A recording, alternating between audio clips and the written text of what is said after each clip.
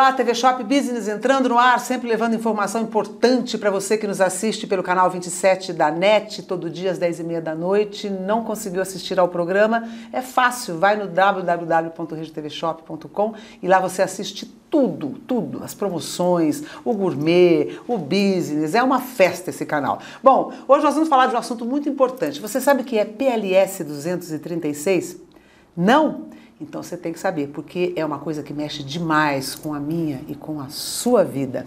PLS é o projeto de lei do Senado, número 236, que discute a reforma do Código Penal brasileiro e tem muitas propostas de alterações polêmicas. Para falar sobre o assunto, nada mais, nada menos do que Damásio Evangelista de Jesus, mais conhecido como Professor Damásio, jurista brasileiro, considerado um dos mais respeitados especialistas em direito penal da atualidade. Bacharelou-se em Ciências Jurídicas pela Faculdade de Direito de Bauru em 60, o ano que eu nasci, doutor, o senhor já estava dedicando-se então à advocacia, mais tarde à promotoria.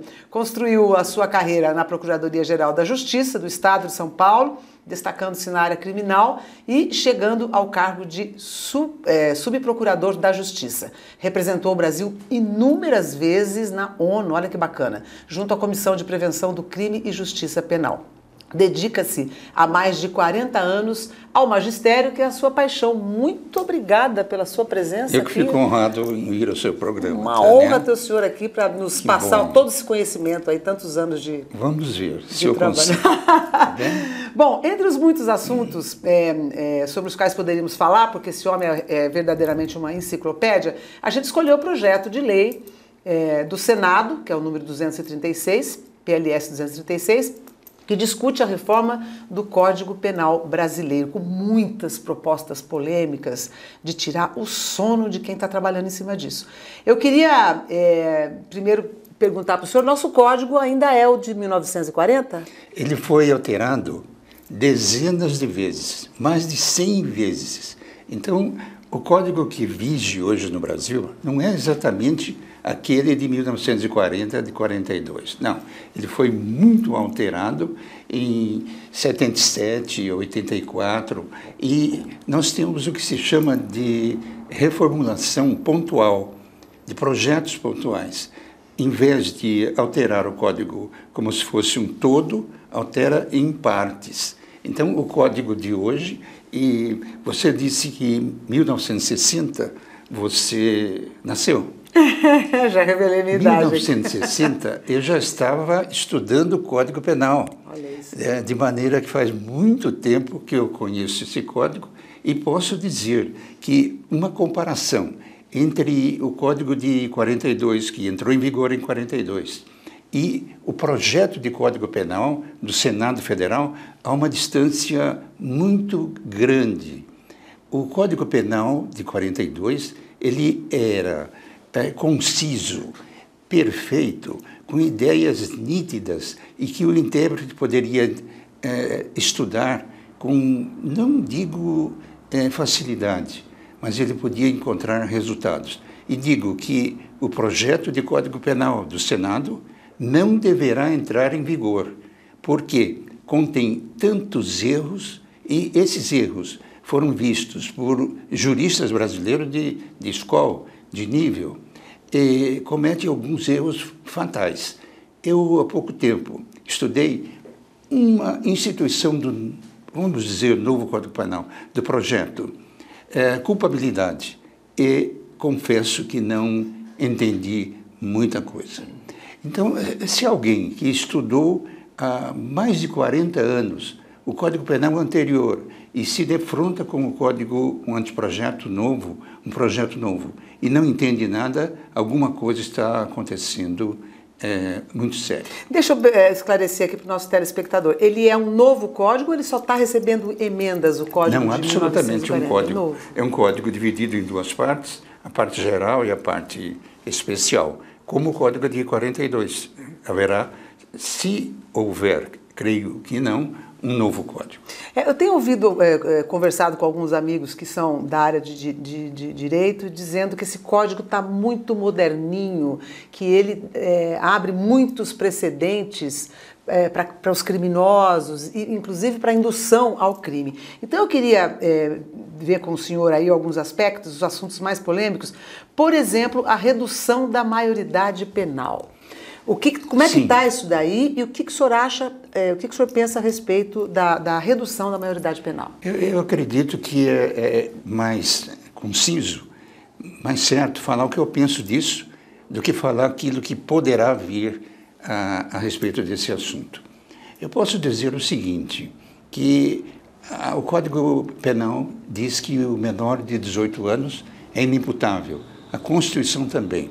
Isso significa que o Código Penal e a Constituição dizem que o menor de 18 anos não sabe o que faz, ele não sabe o que é certo. Portanto, não pode ser penalizado. Errado. E por isso não se aplica pena. Aplica-se uma reprimenda contida no ECA, Estatuto da Criança e do Adolescente. Eu acredito que um rapaz, hoje, de 17 anos, não pode se dizer que ele é um idiota, que é um imbecil, que não sabe a diferença entre o certo e o errado. Eu creio, entretanto, que nós não devemos mudar a idade para 16 ou 14, porque o Brasil, precisamente, a justiça criminal não possui estrutura para isso. Nós não suportamos nem a saidinha do Dia das Mães, que há problema. Então, imaginem alterar o Código Penal e a Constituição Federal dizendo que os menores entre 16 e 18, ou 14 ou 18, são também imputáveis. Não, além do que o Brasil tem hoje 500 mil presos, é o quarto país do mundo em população carcerária, só fica atrás dos Estados Unidos, China e Rússia. Exatamente. Não temos estrutura nenhuma carcerária. Não temos estrutura para os presos que temos. Nós temos 500 presos e mais ou menos 400 mil mandados de prisão. Não há condição. Tanto é que em alguns estados brasileiros o juiz manda soltar o preso que seria preso. Por quê? Porque não há lugar. O que nós temos é uma justiça criminal que faliu. Agora, não por falta de homens hábeis, porque temos juízes, promotores, delegados que trabalham muito bem. E a justiça criminal brasileira ele é vista com bons olhos pelos Estados Unidos, FBI. E por quê? Porque nós somos pobres, infelizmente somos pobres. Porque a justiça hoje é uma justiça científica. Não é mais, antigamente uma justiça criminal em que valia o homem em si. Hoje não. Hoje há aparelhos novos que nós sabemos só a notícia, mas não temos aqui. Então nós deveríamos ter uma justiça criminal com juízes, promotores, delegados, funcionários da justiça criminal em condições de tratar as pessoas que vão eventualmente presas. Ai, doutor, não há esperança para o Brasil nesse setor, nessa esfera?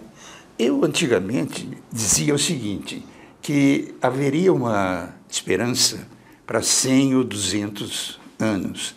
Eu baixei o número de anos. Creio que é possível alterar o Brasil. Não há algo impossível, como eu dizia antigamente. Quando comecei a pensar, me preocupar a respeito disso. Eu dizia, o Brasil não tem jeito, nunca. A saída do aeroporto. É verdade também. Mas hoje eu acredito que em anos vindouros, se nós alterarmos a estrutura política do Brasil, nós seremos o país mais importante do mundo, em todos os sentidos. Ai, que bom. Não só no sentido econômico. Legalização do aborto, legalização de drogas, qual é a sua opinião a respeito disso? É contrário. Eu acredito que não há necessidade disso, porque já temos... Por exemplo, vamos falar em primeiro lugar sobre o aborto. Eu creio que há necessidade de deixar no Código Penal brecha para aqueles casos em que o aborto deve ser permitido, que está no artigo 128, com 2, estupro ou atentado violento ao pudor, e também estado de necessidade para salvar a gestante. Mas a abertura total do aborto, eu creio que não funciona bem. É uma opinião pessoal minha. E o segundo exemplo é o da liberação de drogas. Isso é um problema terrível no mundo inteiro. Há 4 anos, quando estava em Viena, numa reunião das Nações Unidas, o secretário das Nações Unidas disse: o mundo não tem, hoje, condições de enfrentar o tema das drogas. E hoje, veja bem, de meses em meses, nós encontramos no mundo inteiro a invenção de novas drogas. E a justiça criminal, para isso, não tem condições nenhuma. Veja bem o que acontece em São Paulo. Tentou-se melhorar o assunto das drogas, mas não deu certo. E temos no Brasil uma ideia muito fixa de tornar a droga livre. Eu acredito o seguinte, que se o uso é combinada uma pena, se o tráfico tem a combinação de uma pena, se tudo isso não tiver reprimenda, haverá um caos total nesse assunto. Entendo. Porque o que se diz é que o tráfico se alimenta justamente do escondido, do contrabando, porque ele está livre dos impostos. Sim. O senhor tem alguma consideração a respeito? É o seguinte, evidentemente que o tráfico ele tem que ser reprimido. Agora entrou em vigor uma lei do crime organizado, da organização criminosa. É uma lei recente, que entrou em vigor agora no dia 19, há poucos dias. Porque há 20 anos eu não imaginava que o Brasil pudesse ter uma organização criminosa. Eu não via onde. Eu era procurador de justiça e fui antes promotor. Hoje nós temos visto na televisão todos os dias aquilo que entendemos que é organização criminosa. A organização criminosa, ela domina o mundo, tanto que a ONU diz que não tem condições de reprimir. Por quê? Porque a tecnologia hoje é muito avançada. De um dia para o outro, se você deixa de usar o computador, no 3º dia você não consegue mais. Já está atrasado. Você se torna um semi-analfabeto. E evidentemente que o computador, as redes sociais ajudam não só... São uma lente de aumento para tudo, né, doutor? Auxiliam os criminosos à prática delituosa. Mas nós estamos ainda com vários problemas no mundo inteiro. Até a língua é difícil. Eu me lembro que numa reunião a respeito de drogas nas Nações Unidas, parou-se para discutir um termo de inglês que tinha significados totalmente diferentes em vários países. Fiz parte de comissões de criação de estatutos da droga, etc., dentro do computador. Como é que se faz para traficar com o computador? E essa comissão não teve avanço. Por quê? Porque o português não tem palavras para descrever o que acontece dentro de um computador. E é evidente que as quadrilhas, associações, as organizações criminosas trabalham também com o auxílio do computador. Claro. E para reprimir isso, eu preciso descrever o fato. Agora, como é que nós vamos descrever, diante da linguística brasileira, o que acontece dentro de um computador?